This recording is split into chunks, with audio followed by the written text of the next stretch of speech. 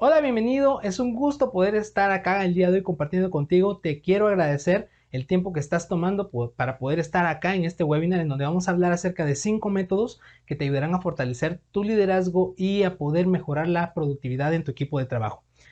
Quiero agradecerte realmente este tiempo y agradecerte por permitirme ser parte de tu desarrollo profesional. Estoy seguro que este tiempo será muy bien retribuido, pues el desarrollo profesional para nosotros en Personal Development es realmente la llave que nos permite conquistar cualquier área de tu vida. Es ese desarrollo que te permite conquistar cualquier objetivo que te hayas planteado, objetivos personales, profesionales, educativos, pues ese conocimiento que uno va adquiriendo a lo largo de la vida, a lo largo del desarrollo, nos permite poder ponerlo en práctica y el día de hoy seguro que esta información te va a aportar muchísimo, muchísimo, muchísimo valor. Antes de iniciar, quiero presentarme formalmente contigo. Quizás ya me has visto o me conoces por las imágenes, por algún video promocionando el webinar, pero quiero presentarme formalmente contigo. ¿Quién es realmente Guillermo López? Guillermo López en la vida cotidiana es una persona, o soy cristiano, emprendedor y apasionado por el desarrollo profesional y personal de las personas. Me gusta generar un impacto positivo a través de cada interacción que puedo tener con las personas y estoy seguro que el día de hoy no será la excepción. Espero que tú lo percibas de la misma manera. Y pues también quiero compartir contigo parte de mi vida cotidiana y acá pues te presento a mi familia. Este soy yo en el ámbito diario, mi esposa, mis dos hijos y este es mi equipo de vida con el que hemos ido desarrollando y pretendemos generar un legado que no solamente quede en nuestros hijos, sino poder trascender en generaciones futuras. En el área cotidiana, pues este es Guillermo López. Pero también quiero compartirte quién es Guillermo López o el área de experiencia que ha traído a poder generar este webinar el día de hoy. Y pues para ello te cuento un poco acerca de mi experiencia profesional. Yo soy psicólogo industrial y cuento con dos áreas de experiencia. La primera es en el área de capacitación. Soy psicólogo industrial con más de 10 años de experiencia en el área de recursos humanos, específicamente en capacitación y desarrollo de personas, liderando y desarrollando líderes y equipos de trabajo. Actualmente soy el creador y director del proyecto Personal Development, que es un proceso, un proyecto orientado al desarrollo de personas, desarrollo profesional y personal, tanto de personas como de empresas, del cual el día de hoy te agradezco por también estar formando parte. Por el otro lado, pues tengo también experiencia en el área de manipulación de alimentos, tengo 7 años de experiencia en restaurantes. Esto me ha permitido no solamente conocer el área operativa, sino poder ser parte de asesores que han podido llegar a capacitar a restaurantes de renombre en Latinoamérica, restaurantes como McDonald's, Burger King, Taco Bell, Little Caesars, Papa John's a nivel latinoamericano.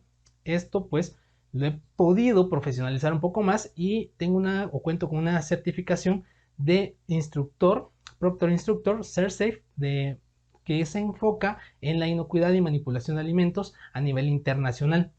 Este es un breve resumen de mi experiencia profesional y es lo que el día de hoy pues quiero llevar a poder compartir contigo parte de esa experiencia hablando específicamente sobre el área de recursos humanos y gestión de equipos. Así que vamos a conocer realmente cuál es el enfoque o el objetivo de este webinar. Es poder conocer esos 6 indicadores que impactan o afectan la productividad de nuestros equipos día a día, poder romper algunos paradigmas por ahí que pueden ir surgiendo a lo largo del día a día de poder ir trabajando e involucrándonos con estos indicadores y poder darte a conocer también 5 métodos que te ayuden a controlar estos indicadores. Así que esta sesión o este webinar la vamos a dividir en dos partes. En esta primera sesión, esta primera parte de la sesión, vamos a hablar acerca de los paradigmas que suelen surgir acerca de estos indicadores y luego pues te daré a conocer los indicadores. Para esto, cuando hablamos del paradigma al que me refiero, es poder adoptar algún tipo de cultura o de costumbre de situaciones que día a día por la cotidianidad que se da en este tipo de acciones, nosotros las adoptamos como parte de la cultura. Sin embargo, el día de hoy el objetivo es poder rechazar este tipo de indicadores haciéndolos o apartándolos de nuestra cultura. Es algo que no debe estar en nuestro equipo de trabajo. Es importante que esto tú lo tengas presente. Estos indicadores, aunque día a día se dan, no son parte nuestra, son cosas que tenemos que ir rechazando. Y esto es el paradigma que día a día nosotros nos enfrentamos, que día a día nosotros empezamos a tener por la cultura, por la frecuencia que se da, nosotros empezamos a adoptar y pensamos que estos indicadores son normales y realmente no es así. Los indicadores que ahora te presento son cosas que se dan, pero que no deben darse, que debo verlo como algo que es ajeno, que no tiene que estar en mi equipo de trabajo. Aunque se den, yo no lo tengo que adoptar como parte de mi día a día, de mi equipo, como parte de mi cultura. Esto es romper ese paradigma, que estos indicadores, aunque se den, no son míos. Estos indicadores no los quiero. Estos indicadores no me ayudan a lograr objetivos. Y ese es el enfoque inicial de esta sesión.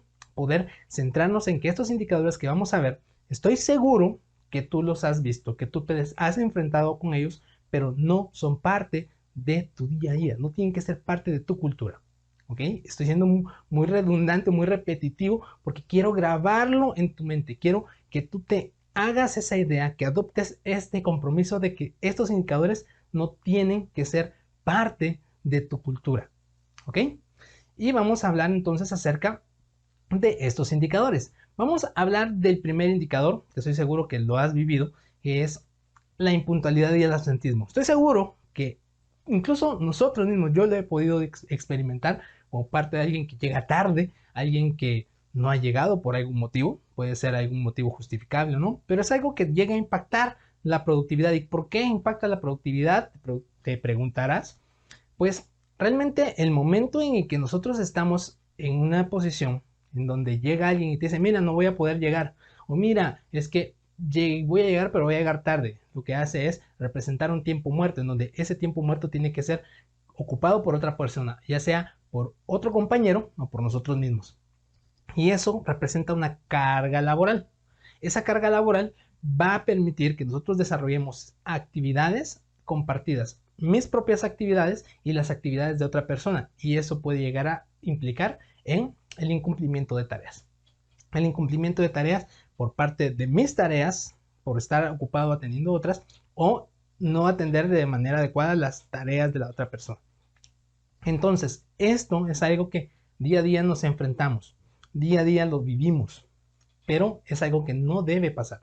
No debo acostumbrarme al, ok, está bien, es algo que sí es normal, porque esto no es algo que yo deba ver como normal, que se puede corregir, se puede controlar y son cosas que vamos a ir viendo a medida que vaya avanzando. ¿Okay? Otro indicador del cual muchas veces nos llegamos a topar y que a veces tiende a ser un poco chocante o a tener un poco de impacto es las actitudes extrañas o negativas. Son aquellas personas que hablan acerca de situaciones que no les parece algo, que se comportan de manera inadecuada o que buscan el poder llegar a impactar de forma negativa pues, al equipo, a los resultados de manera intencional. ¿Cómo poder atacar? Y estoy seguro que nos hemos enfrentado a este tipo de personas. ¿Y qué es lo que sucede con este tipo de situaciones? ¿Por qué es tan complicado? ¿Por qué es tan peligroso tener este tipo de situaciones? Porque cuando nos enfrentamos a este tipo de situaciones son cosas que pueden ser contagiosas y se produce ese efecto dominó. Y es algo que muchas veces se tiende a decir, es que la manzana podrida pudre a las demás. Y eso es posiblemente, en parte es real, en parte no, pero tiende a ser contagiosa porque su capacidad de liderazgo en ocasiones de esas personas es muy fuerte, mal enfocada, pero es una capacidad de liderazgo que se hace evidente. ¿Qué es lo que ocasiona esto? Pues ese tipo de situaciones buscan empezar a generar roces y ocasionan un mal ambiente de trabajo. Ese mal ambiente de trabajo ocasiona que las personas a su alrededor no se desenvuelvan de manera adecuada y haya una pasividad, haya algún tipo de roce que afecta a la operación. Y por último, ese tipo de situaciones llegan a generar pues tareas no ejecutadas de forma correcta, ya sea por las personas que tienen o presentan esa actitud o por las personas que lo rodean. Si es la persona que está presentando, manifestando este tipo de actitudes, es posible que lo hagan con ese afán, no hacer las cosas. Aunque tienen la capacidad de hacer las cosas correctamente, no lo hacen. Pero eso es lo que impacta realmente de manera negativa nuestra productividad. ¿Qué es lo que sucede con esto? Y quiero grabar una pequeña idea a través de esta pequeña imagen. Esta imagen es de alguien, es una imagen un poco graciosa, pero muy acertada. Es alguien que planteó una idea. Yo haciendo algo por voluntad propia, algo bien hecho. Yo haciendo algo porque recibí órdenes, algo de manera digámoslo, mal hecho, ¿no? ¿Qué pasa con esto? Acá se evidencian dos cosas, la actitud y el comportamiento. Y quiero que grabes esto, que apuntes, que anotes y que guardes este concepto o estos dos conceptos, la actitud y el comportamiento. Aquí hablamos de personas que tienen actitud negativa. La actitud, y muchas veces esto es lo cansado o lo chocante para un líder tener que trabajar con este tipo de personas, porque nos empezamos a enfocar en trabajar con las personas que presentan estas actitudes negativas y las personas nunca cambian. ¿Y por qué es que nos hace esto tan cansado? Porque las personas realmente cuando se enfocan en la actitud, se enfocan en intentar cambiar la manera de pensar, pero una actitud yo no la voy a poder cambiar si la otra persona no quiere cambiarla. Cuando me enfoco en el comportamiento, que es el tip que te doy para que puedas anotar la diferencia entre esos dos conceptos, la actitud es a nivel de pensamiento. Yo no puedo hacer que las personas cambien su forma de pensar a menos que ellas quieran hacerlo. Lo que sí puedo hacer es enfocarme en atacar el comportamiento. Si yo me enfoco en atacar este comportamiento, son cosas evidentes que las personas pueden hacer, aunque no quieran hacerlas. Y esta imagen puede cambiar, que aunque las personas, pues yo les diga que deben hacerlo, al final, pues van a tener que hacerlo de la manera correcta, aunque no quieran hacerlo. Y eso es a lo que vamos a orientarlo. Y quiero que realmente grabes este concepto que va a ser muy valioso cuando estemos viendo la segunda parte en esta sesión. Así que este es el segundo indicador que quiero compartir contigo, esa actitud y ese comportamiento que podemos ir moldeando. ¿Ok? ¿Cuál es el siguiente factor que nos puede afectar la productividad? La desmotivación de los empleados. Muchas veces nos enfrentamos con personas que están desmotivadas, incluso nosotros en algún momento nos llegamos a desmotivar y es normal hasta cierto punto, pero no es algo que tengamos que adoptar día a día. Llega un punto en donde tenemos que rechazar esa idea de estar desmotivados y cambiar ese chip, cambiar esa idea. Entonces, ¿qué es lo que impacta o cómo impacta la desmotivación? La desmotivación impacta porque empieza a haber una pasividad operativa. Esa pasividad operativa que puedes enfrentar, que puedes ver, es un rendimiento bajo, es un bajo ritmo de trabajo, más lento, más calmado, que podría aumentarse.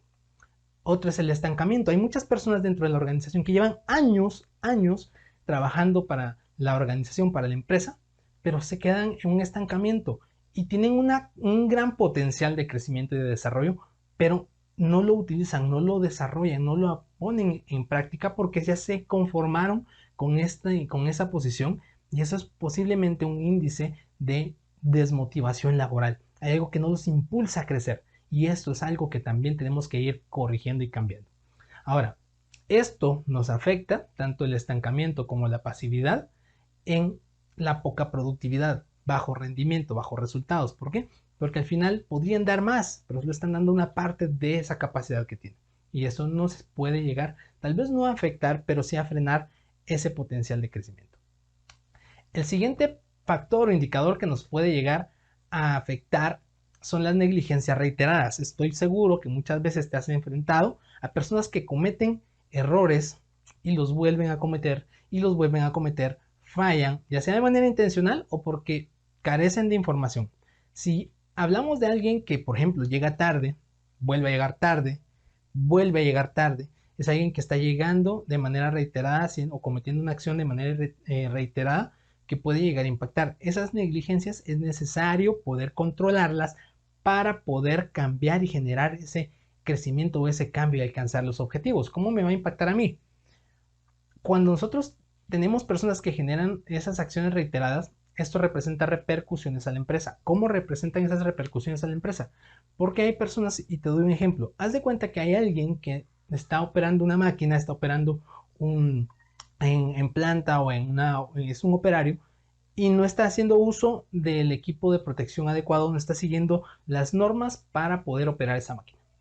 Sucede que se le hace ver que tiene que hacerlo, no hace caso, vuelve a suceder, sigue utilizándola de manera inadecuada y llega a sufrir una lesión. Esto va a ocasionar que tengamos que retirar a la persona y tengamos que tener un puesto libre. Entonces eso ya genera una repercusión para la empresa. ¿De qué manera? Pues hay un tiempo muerto, personas que desatienden esa posición.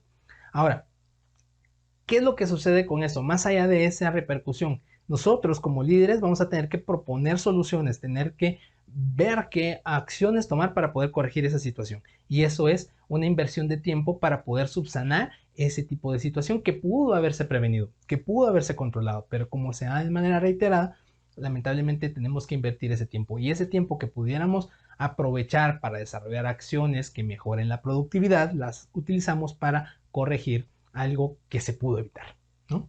Ahora, ¿qué pasa si yo soy reincidente y no hay un proceso de cambio o no hay un cambio en esa reincidencia? Se produce una desvinculación, ya sea que la persona definitivamente no hace caso, no hace un proceso de cambio, definitivamente pues de acuerdo a las organizaciones, las políticas de las organizaciones pueden optar por la desvinculación, es decir, el despido o el retiro de la persona de la organización. Si estamos en esta situación, pues eso nos lleva al siguiente factor, al siguiente indicador, que es la alta rotación de personal.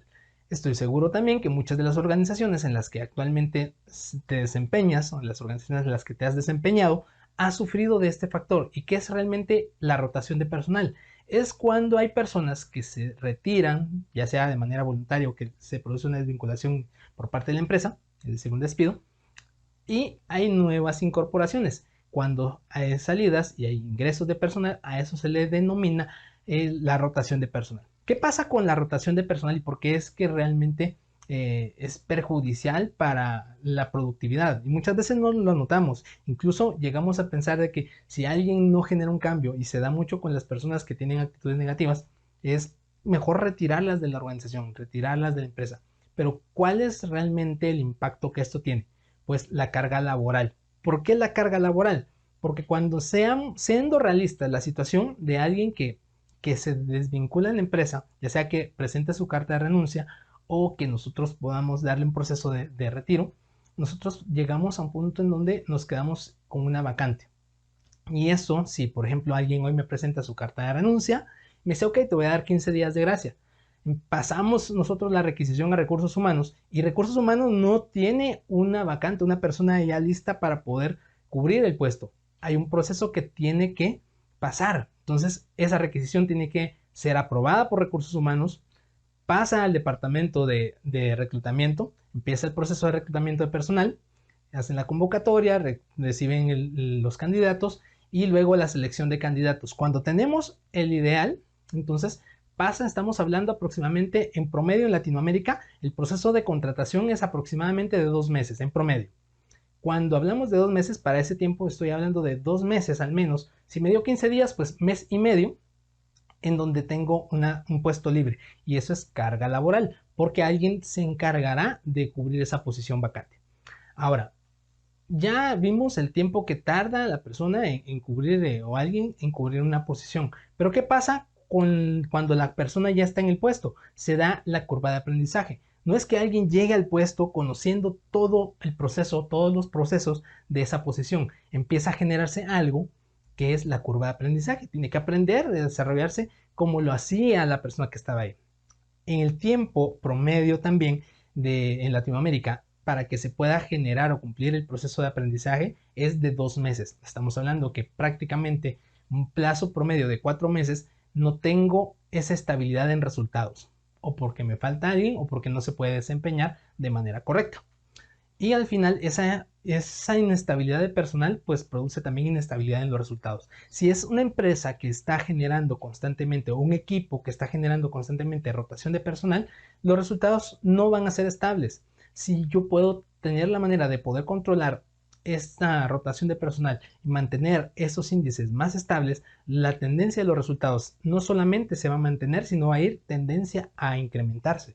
Y esa es la importancia de poder controlar la rotación de personal.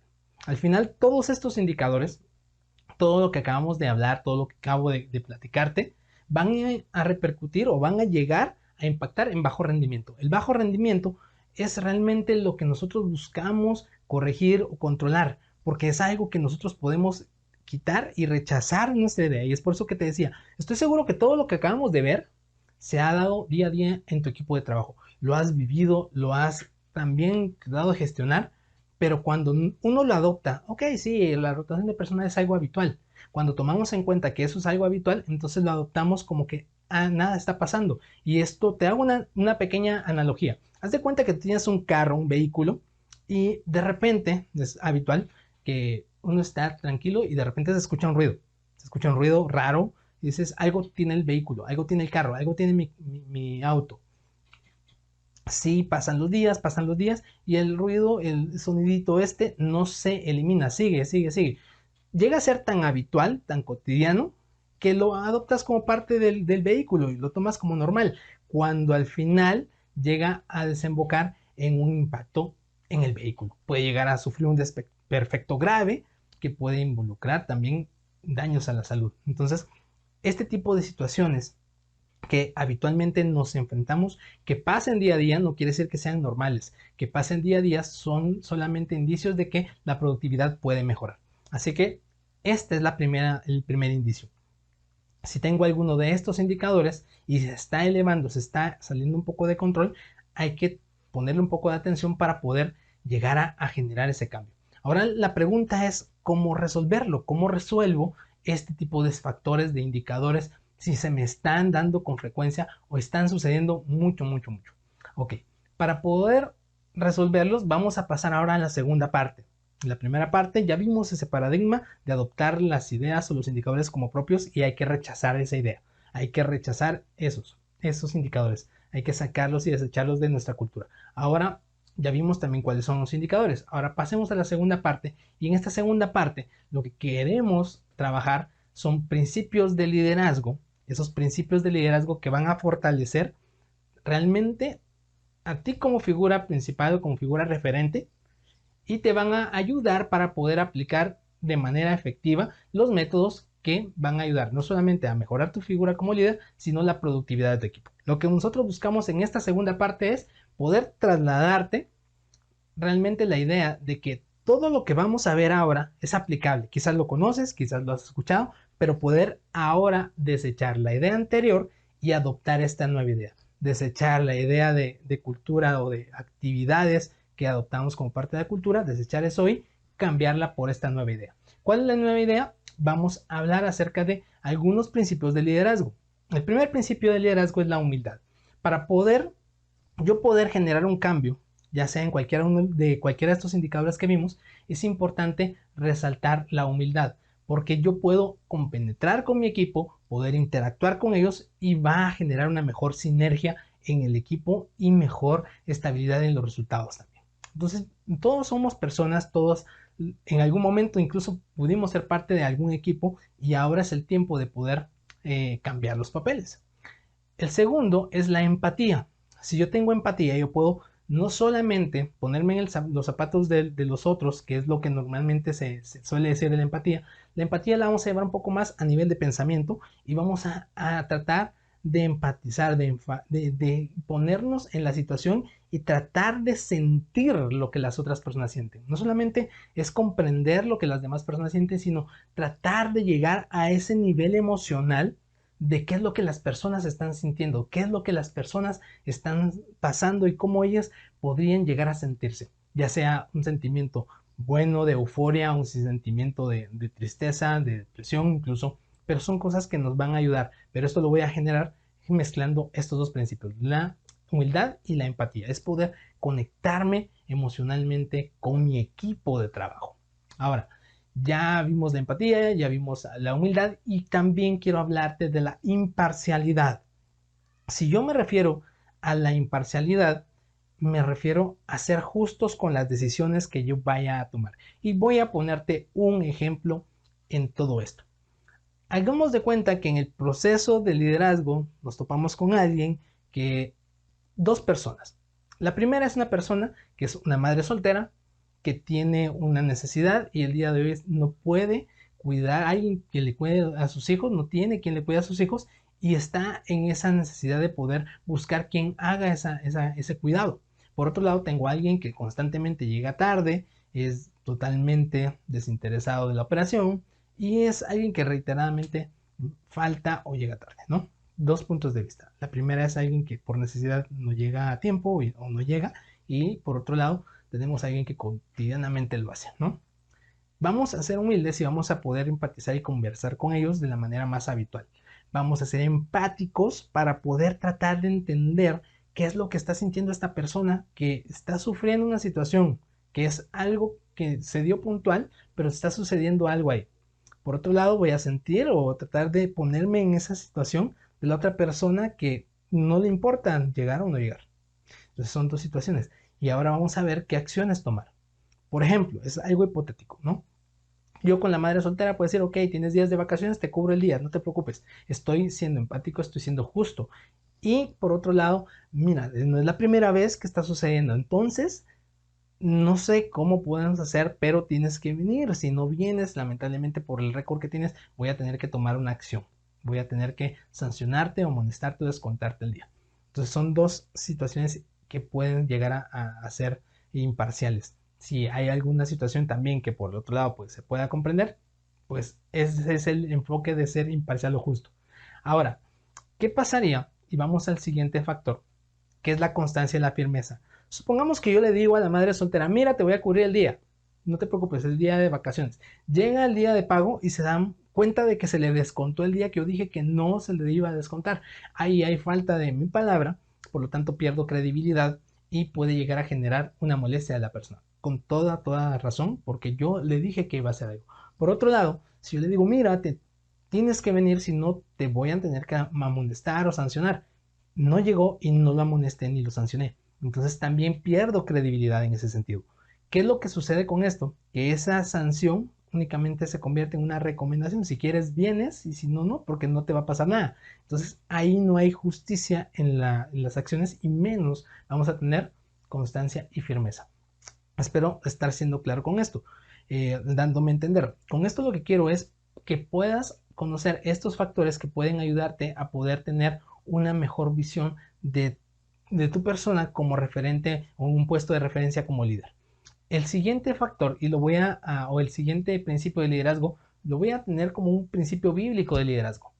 Quizás en algún momento has escuchado de gracia recibiste, da de gracia. Si tú en algún momento tuviste la oportunidad de estar en una posición de operario, de colaborador, en este caso tú tuviste la oportunidad también de crecer y ser ahora un líder. Tú también puedes dar de gracia lo que en algún momento alguien te pudo aportar, dar para poder contribuir a tu desarrollo personal que te llevó a esta posición en la que el día de hoy te encuentras. Y eso es parte del siguiente principio de liderazgo. Es también un principio bíblico, así que por sus frutos lo conoceréis. Si tú te dedicas a poder enfocar, trabajar con tu equipo, ellos se van a desarrollar y ese desarrollo que tú hagas con tu equipo hablará bien del buen líder que eres, porque tú estás aportando y ese aporte que estás dando a las personas van a generar contribución a su desarrollo personal, a su desarrollo profesional, a su crecimiento y eso es realmente lo que va a marcar la diferencia de un líder. Un líder se diferencia por la capacidad que tiene de desarrollar a otras personas y ese es el enfoque que vamos a trabajar el día de hoy. ¿Te das cuenta cómo esto que estamos hablando tiende a generar ese cambio en lo que hablábamos anteriormente, ese cambio de paradigma? Aquí estamos hablando de algo que genera un cambio positivo, mientras que en el lado anterior, en el punto anterior, era algo que nos estancaba en los resultados. Para poder empezar a hablar de los procesos que te ayudarán a cambiar todo este tipo de paradigmas, era importante hablar de los principios de liderazgo, porque todo esto que vamos a hablar o todo lo que vamos a ver a continuación se fundamenta en esto, en la humildad, en la empatía, en la justicia, en imparcialidad, en la firmeza, en el poder desarrollar a otros y poder hacer que las demás personas crezcan, que eso es realmente a lo que vamos a apuntar ahora. Espero que esto te esté haciendo clic, que te esté aportando muchísimo para poder empezar a hablar realmente de las acciones que vas a desarrollar. Estos planes que voy a mostrarte a continuación son planes o programas que quizás tú ya hayas escuchado en las organizaciones en las que trabajas, en las que has trabajado, y se escuchan a gran escala en las empresas o en las organizaciones. Sin embargo, hoy te voy a explicar cómo de manera pequeña, a través de acciones pequeñas, puedes tener grandes resultados. A través de acciones que no generan mayor esfuerzo, puedes tener resultados sorprendentes. Así que vamos a hablar del primer indicador. El primer indicador, el primer proceso que quiero mostrarte es realmente cómo poder aumentar la capacidad de liderazgo y esa humildad y esa empatía. Y hay algo que se llama la medición del clima laboral. En las organizaciones esto lo pueden hacer de diferentes formas, procesos estructurados y procesos que pueden darse muy a la ligera. Pero, ¿qué es lo que puedo hacer yo con un proceso de clima laboral? La medición del clima laboral lo que busca es poder generar o conocer cuál es la motivación del equipo, es decir, de los colaboradores que estoy liderando, cuál es su nivel de sinergia o de trabajo en equipo, cómo se llevan entre ellos en su entorno, cómo es que ellos se sienten con el entorno físico en donde se están o están desarrollando sus actividades. Eso es realmente lo que busca la medición de clima, poder conocer o adquirir la mayor información del equipo de trabajo. Ahora, ¿qué es lo que podemos hacer para poder generar ese tipo o de conocer ese tipo de información? Hay muchas formas, hay actividades que pueden funcionar. Una de ellas son las encuestas. Si tienes la posibilidad de utilizar encuestas, puedes hacerlo.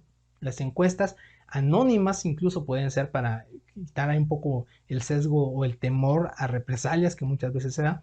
Puedes hacer una encuesta en anónimo y preguntar realmente cuál es su nivel de motivación, qué lo motiva, cómo se siente en el área de trabajo, qué cambiaría, cómo se siente con el líder que tiene, qué podría incluso cambiar acerca de o qué le gustaría que nosotros pudiéramos hacer para mejorar su experiencia de trabajo. Y eso nos va a aportar también información muy valiosa y positiva sobre nosotros, sobre las acciones que nosotros estamos teniendo. Y eso va a ayudar también a generar una mejor sinergia. Es una comunicación de doble vía. Y al ser anónima, pues permite que quitemos ese sesgo del miedo, ¿no? Ahora, otras actividades que se dan, y en algunas organizaciones lo hacen a manera gran escala, son actividades de integración, actividades como por ejemplo reuniones, excursiones, desayunos, incluso hay empresas que son grandes y dividen los grupos para poder ir a parques de atracción, a parques de recreación, a lugares de parques acuáticos, etc. Hay infinidad. Actualmente, por ejemplo, dirás en el tema pandemia, ¿qué podría pasar si estamos en una acción de teletrabajo? Si hablamos de encuestas, una encuesta no es necesario que sea física. Tenemos herramientas como Google Forms que nos ayuda a poder estructurar un formulario, una encuesta, enviar el link y recibir la información.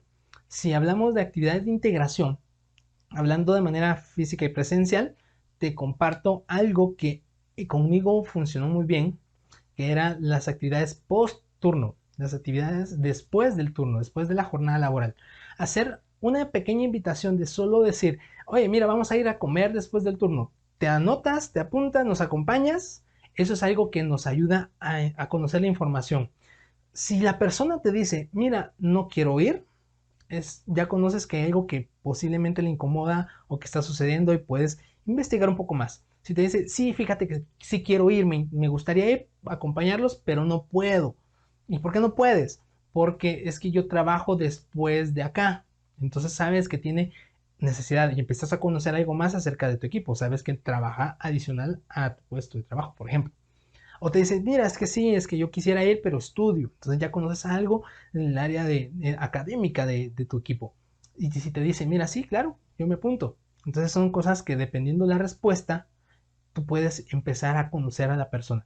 Y estando fuera de la situación laboral, puedes ver su desenvolvimiento en su día a día o de una forma más relajada, ya un poco menos controlada, y poder ver cuál es su nivel de interacción con los demás, saber cómo se relaciona con los demás, y eso te ayudará a poder saber realmente qué es lo que motiva a tu personal, cómo se desarrolla tu equipo, su forma de comunicación, de extroversión, etc.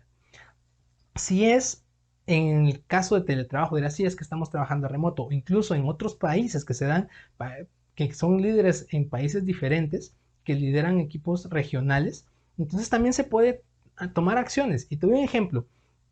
Hubo un caso realmente en una empresa que está trabajando de manera remota, organizaron un baby shower virtual a través de Zoom.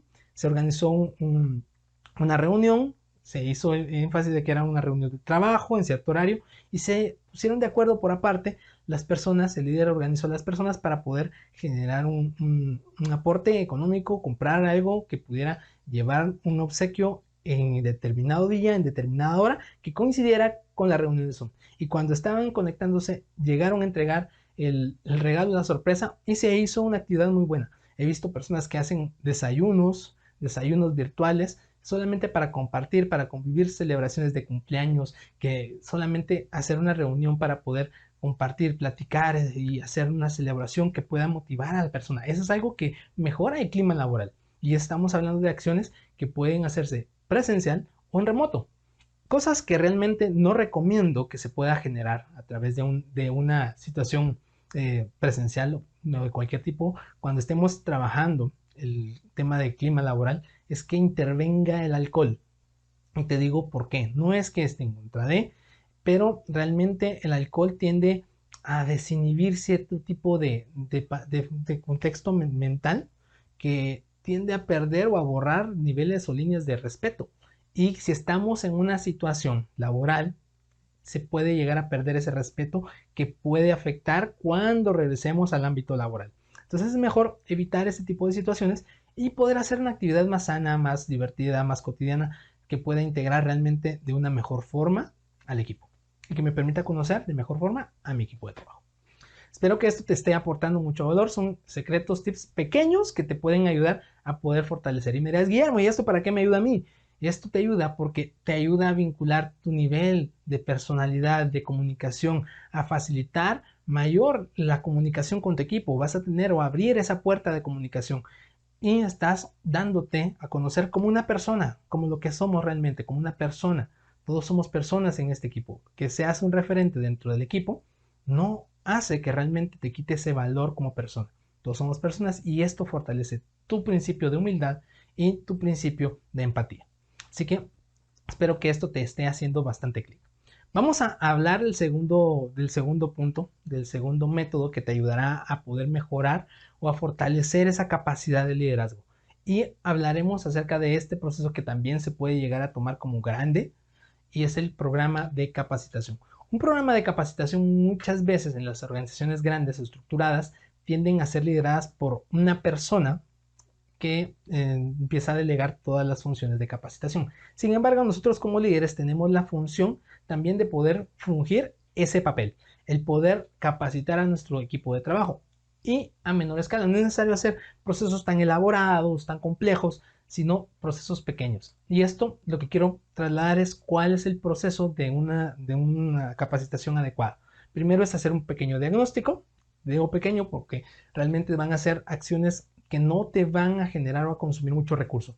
De un diagnóstico bien ejecutado para después ejecutar las acciones de capacitación y por último generar un proceso de verificación para conocer realmente el impacto que tiene la capacitación o el proceso que estás realizando o estás desarrollando. Si hablamos del diagnóstico, quiero platicar realmente qué es lo que podemos hacer, qué acciones podemos hacer con el diagnóstico. Con esto, el diagnóstico comúnmente se conoce como DNC. Si has escuchado hablar del DNC, se refiere al diagnóstico de necesidades de capacitación. Y el DNC se puede hacer de muchísimas formas. A través de observación, a través de monitoreos por escuchas, a través de monitoreos por observaciones, a través de pruebas, de test, de exámenes escritos pueden ser, a través incluso de poder compartir alguien que pueda llegar a hacerse pasar por un cliente y conocer esa información de cómo se está desarrollando. Eso es parte también de un DNC. O simplemente el desempeño que está haciendo sus indicadores es parte del DNC. Si yo veo que alguien no tiene buenos indicadores, que su récord en cuanto a las métricas no está haciendo el adecuado, también es un DNC. Todo lo que aporte a saber que se puede capacitar en algo es DNC. Te voy a poner 3 ejemplos. El primero, te voy a poner el caso de una persona que trabaja en cocina. Son 3 ejemplos aislados.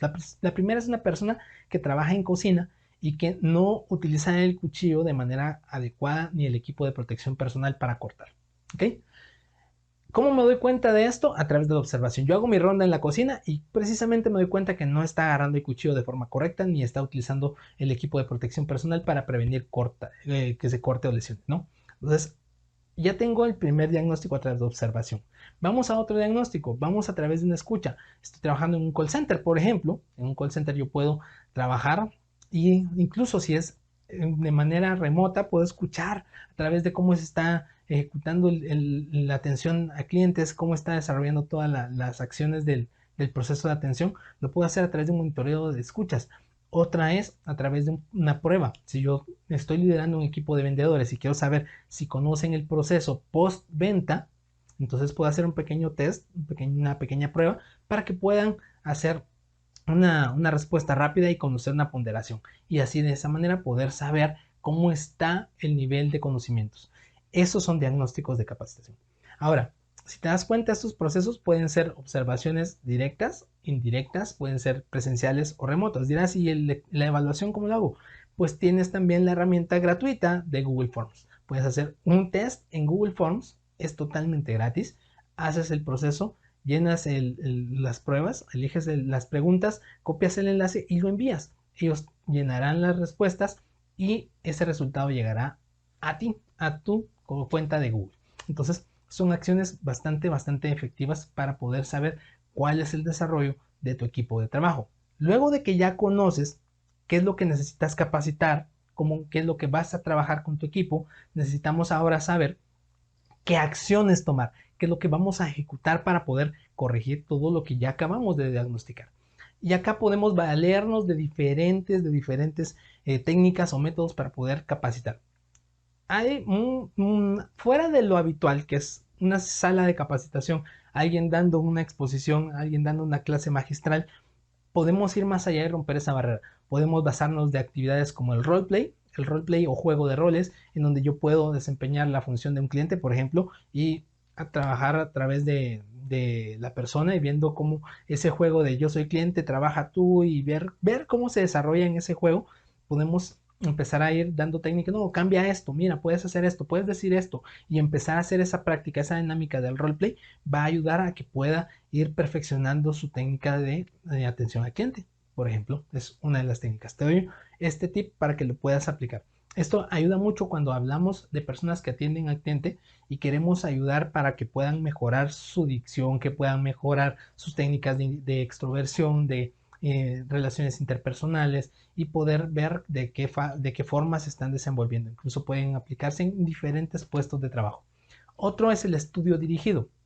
El estudio dirigido es algo que se conoce muy poco como una técnica de capacitación, que es realmente resolver el examen.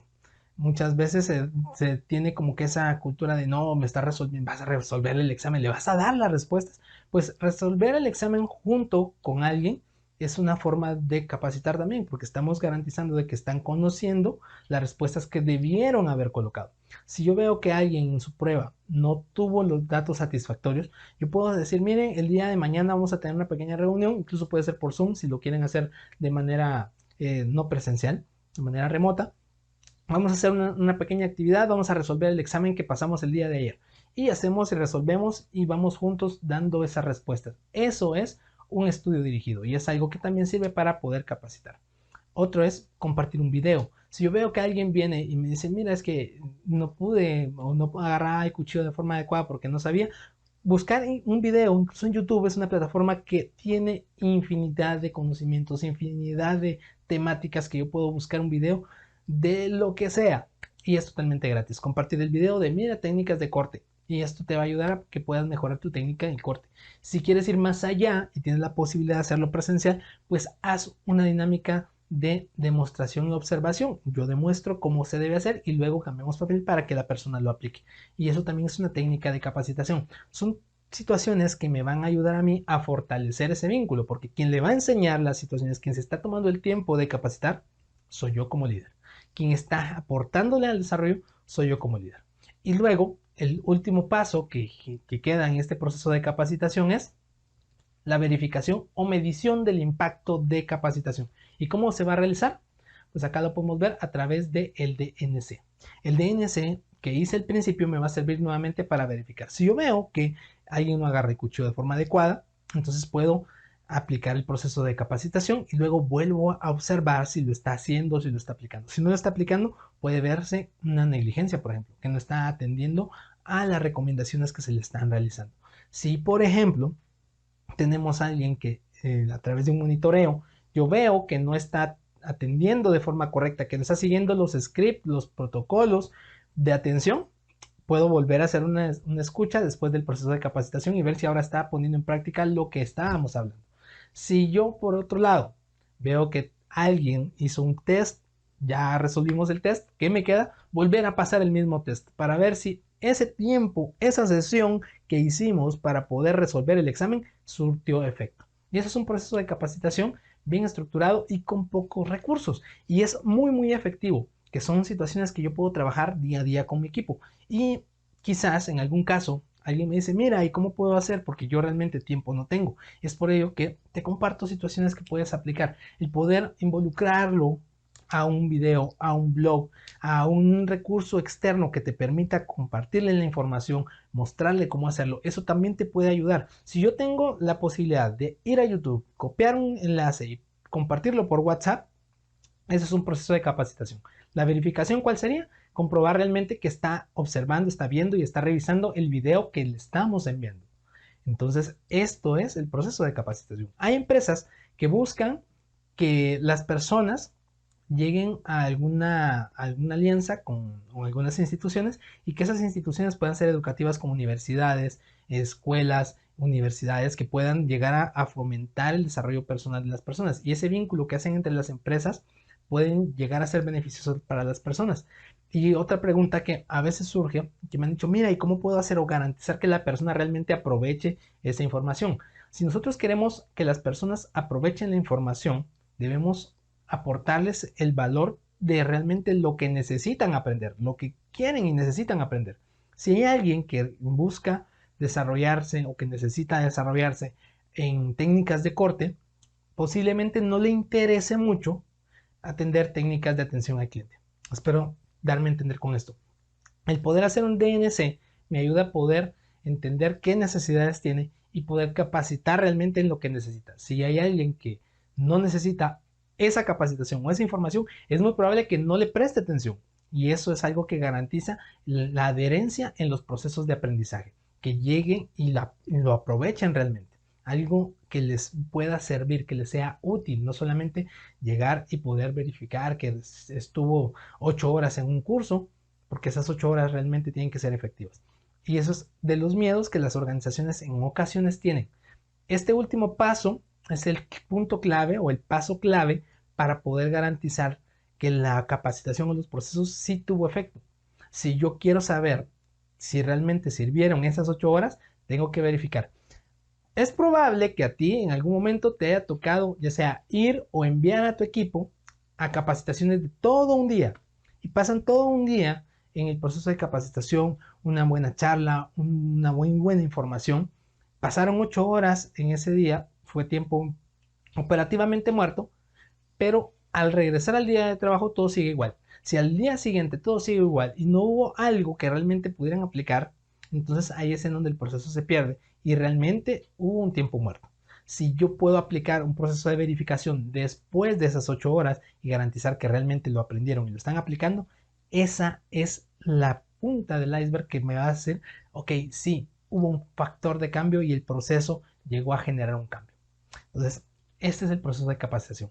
Son acciones pequeñas que generan muy grandes y positivos cambios.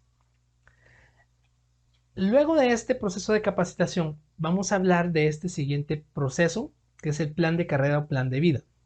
Los planes de vida muchas veces los tienden a trabajar en personas que desean desarrollar capacidades. Realmente el plan de vida o plan de carrera se debe aplicar a cualquier escala. ¿Qué es realmente un plan de carrera o un plan de vida? El plan de carrera es desarrollar habilidades en la persona que pueden llegar a generar impacto en nosotros. Te doy un ejemplo. Haz de cuenta que tienes un gerente que tiene que generar un reporte semanal, pero en las últimas ocasiones te estás dando cuenta que realmente le cuesta generar ese reporte porque no sabe manejar la herramienta como Excel, por ejemplo.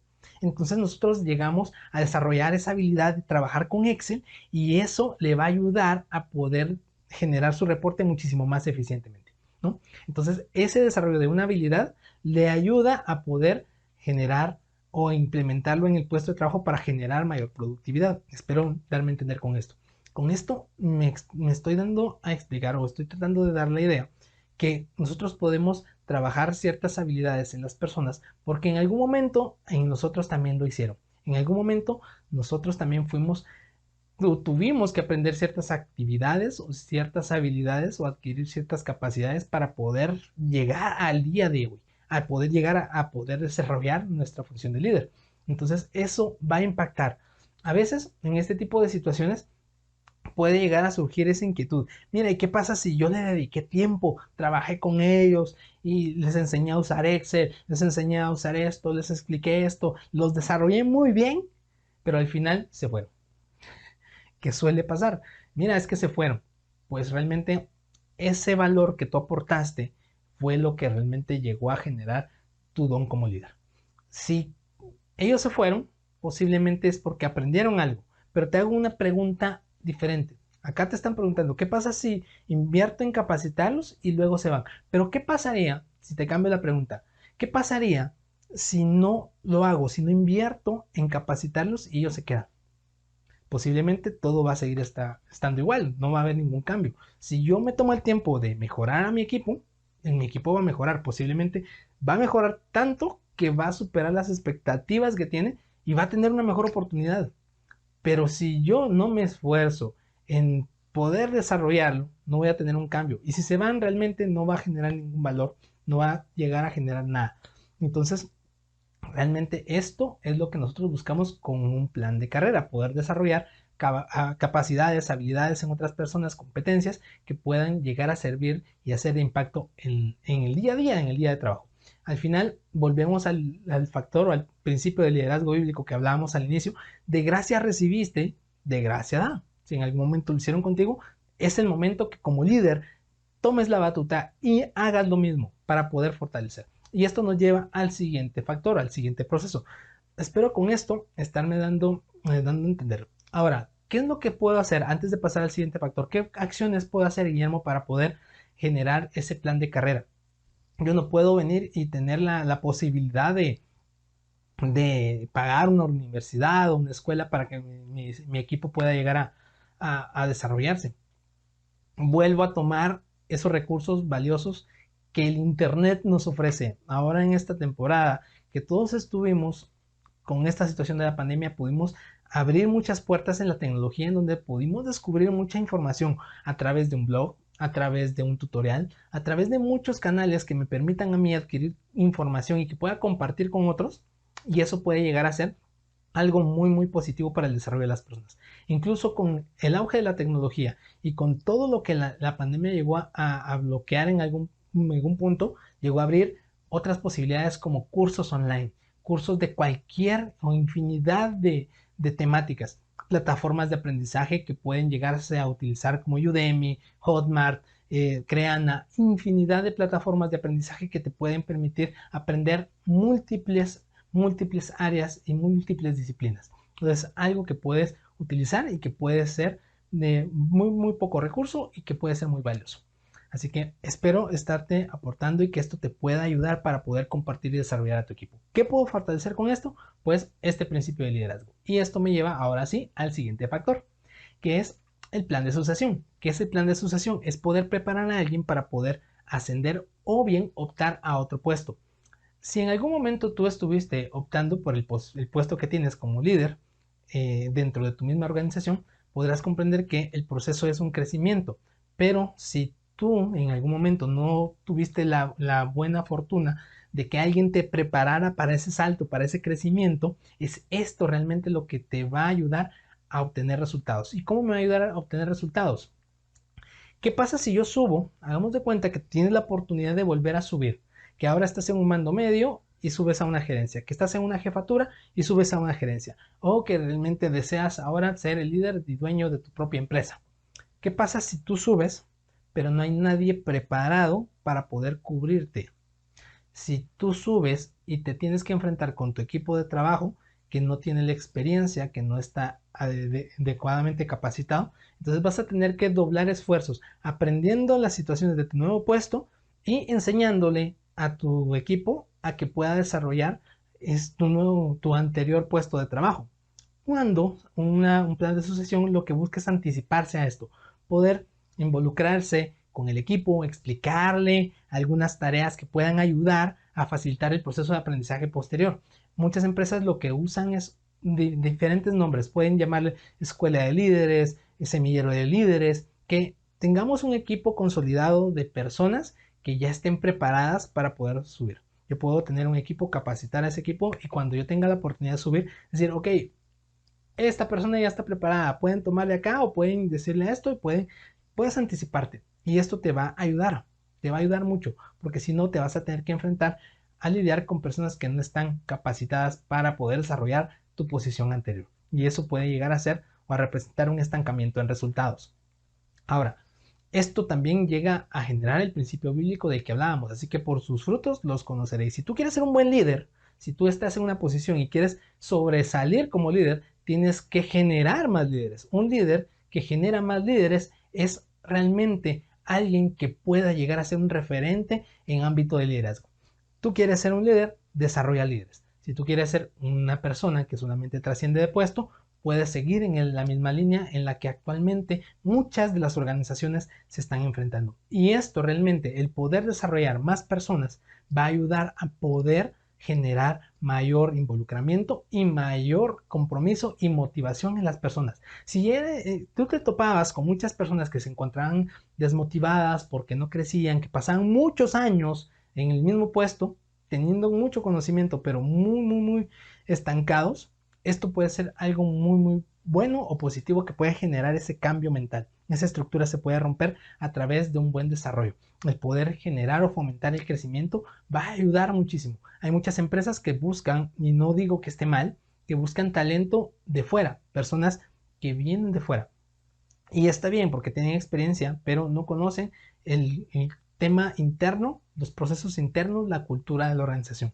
Si yo tengo personas adentro que pueden ser muy buenos líderes, que pueden llegar a aportar muchísimo valor, muchísimo talento dentro de la organización, ahí estamos optimizando tiempo porque la curva de aprendizaje se reduce. Ya no tienen que aprender todo el proceso, la cultura y eso se va a minimizar. Solamente vamos a enfocarnos en pulir esos engranajes para que puedan llegar a acoplarse de la mejor manera en el puesto de trabajo que están cubriendo.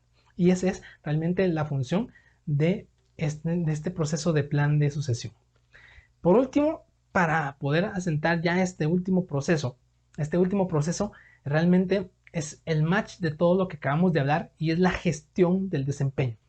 Un desempeño que se gestiona es un desempeño que se puede mejorar. Si yo tengo una medición del desempeño y quiero saber si realmente está bien o no, entonces ese es el proceso que debemos aplicar. Y así es que la empresa tiene procesos grandes, tienen procesos que anualmente, semestralmente, cada 6 meses hacen una evaluación del desempeño. Pero el proceso de gestión del desempeño va más allá de medir. Yo puedo pasar una encuesta, pero si esa encuesta o esa evaluación solamente me arroja una nota y no me genera acciones que puedan mejorar el desempeño, realmente no me funciona o no me es funcional solamente medir. Si tú quieres saber realmente algo, si tú quieres saber si estás mal físicamente, vas al médico, pero ir al médico no te va a sanar. Ir al médico no te va a cambiar el nivel de salud. Hasta que el médico te da una receta y empiezas a tomar la medicina, el medicamento va a generar cambios en tu cuerpo. Es lo mismo con el desempeño. Hasta el momento en que nosotros lo gestionemos y no solamente lo midamos, es que se van a producir esos cambios. Ahora, ¿qué es lo que pasa con este desempeño? Y voy a traer a tu mente nuevamente esta imagen. Si recuerdas, hablábamos de yo haciendo algo por voluntad propia y yo recibiendo órdenes. Y esto enfocaba, y te hago la pregunta, si recuerdas cuál era la diferencia entre la actitud y el comportamiento. Si tú recuerdas cuál era, te felicito. Si no, vamos a reforzarlo entonces. Hablamos que la actitud era el nivel de pensamiento y el comportamiento eran las acciones que generaban, que muchas veces van ligados. Si yo no quiero hacer algo, posiblemente me tope algo como esto, en donde las personas realmente no quieran hacer algo y lo van a hacer mal. Pero la gestión del desempeño se enfoca en cambiar esto, que aunque la persona no quiera hacer esto, termine haciéndolo. Si la persona quiere hacer una pared mal hecha, pero la gestión del desempeño va a orientarlo, aunque la quiera hacer mal hecha, la haga bien. Y eso es realmente lo que buscamos con la gestión del desempeño. Pensamiento lo vamos a dejar de lado. El pensamiento se va a ir dando poco a poco. El comportamiento, las acciones es en lo que me voy a enfocar en este punto. Ahora, ¿qué es lo que tengo que hacer para poder cambiar ese comportamiento aunque en la actitud le diga o le dicte otra cosa? Hay acciones que permiten realizar esas situaciones. Yo lo que voy a enfocarme, y soy muy redundante, repetitivo, y hago mucho énfasis en esto, en las acciones, porque es realmente lo que yo quiero. Si tú quieres que tu productividad aumente, no te enfoques en cambiar la mentalidad de tu equipo. Te vas a cansar y te vas a frustrar. Cambia las acciones, cambia las acciones, cambia las acciones. ¿Cómo cambias las acciones? En base a un proceso o un plan de gestión de desempeño. Primero, lo que debemos hacer para poder generar un proceso de gestión de desempeño es fijar objetivos. Si yo le digo a mi equipo, mira, tienes que llegar a ese punto, entonces yo estoy fijando el objetivo al que quiero que lleguen. Sí, pero es que yo quiero ir para allá. Sí, pero tú tienes que llegar a este punto. Ah, ok. Entonces, aunque no quiera irse para acá, tiene que hacerlo. Ese es el proceso de gestión del desempeño. ¿Qué es lo que voy a hacer si yo le digo, tienes que ir acá? Pero yo miro que durante el proceso empieza a desviarse, entonces empiezo a evaluar el desempeño. Si yo quiero evaluar el desempeño, empiezo a observar, empiezo a medir y aquí puedo empezar a aplicar procesos de DNC, por ejemplo, y empezar a ver cómo está el rendimiento de esa persona, si se está desbocando del camino y poder hacer algo que le ayude a generar un cambio a través de retroalimentación, de ese feedback. Pero imagínate tener un método que te ayude no solamente a decirle que está mal o decirle, mira, esto lo estás haciendo mal, sino decirle, mira, esto lo puedes cambiar y que la persona en el proceso quiera cambiarlo. Imagínate tenerlo, eso es posible. El poder generar ese proceso de no solamente medir, sino poder generar esos cambios es lo que va a marcar la diferencia. Y cuando yo ya le dije, mira, tienes que hacer esto, y observe que realmente lo está haciendo, y si no lo está haciendo, pues volverlo a encarrilar. Tengo que redefinir en este proceso de retroalimentación, tengo que volver a repetir el proceso y volverle a recordar los objetivos. Yo sé que quieres irte para allá, pero recuerda que tienes que ir para acá. Ese es realmente el proceso de gestión del desempeño. Fijo el objetivo, veo, verifico, evalúo que esté cumpliendo los objetivos, el desempeño como tal, y brindo ese feedback, esa retroalimentación que pueda generar ese cambio para poder volver a redefinir objetivos. Espero que esto te esté haciendo mucho clic, que te esté ayudando mucho para poder generar ese cambio. No solamente se basta con poder medirlo, evaluarlo, sino poder generar cambios. Hago mucho énfasis en la retroalimentación, que es el proceso que puede generar ese factor de cambio. Ahora, cuando estamos en el proceso de gestión del desempeño, ya vimos cómo un DNC, por ejemplo, puede aportar muchísima información. El proceso de gestión del desempeño puede no solamente enfocarse en cambiar las actividades, sino que puedes enlazarlo con otros programas como la medición de clima laboral. ¿Cómo puedo yo saber o utilizar la gestión del desempeño para poder medir el clima laboral? Si tú en la evaluación, en el formato de evaluación del desempeño, puedes medir el nivel de trabajo en equipo, entonces ahí puedes ver la sinergia de grupo. Es algo que te aporta también a saber cuál es realmente la sinergia que tiene y puedes saber el clima laboral. ¿Okay? Otro es el DNC. Si yo quiero saber realmente los resultados de todo lo que evalué, me están reflejando que hay factores como por ejemplo la entrega de reportes. Entonces dice, la entrega de reportes está bajo. Entonces ese es un punto que puedo reforzar. Si yo digo, ok, el trabajo de él está muy bien, la responsabilidad, el factor de responsabilidad, entonces puedo aplicar un taller de responsabilidad y acciones de responsabilidad y poder trabajar o capacitar en la cultura laboral. Es algo que puedes aplicar. O en el caso del plan de carrera y plan de sucesión, ¿por qué me puede servir a mí la gestión del desempeño para el plan de carrera y plan de sucesión?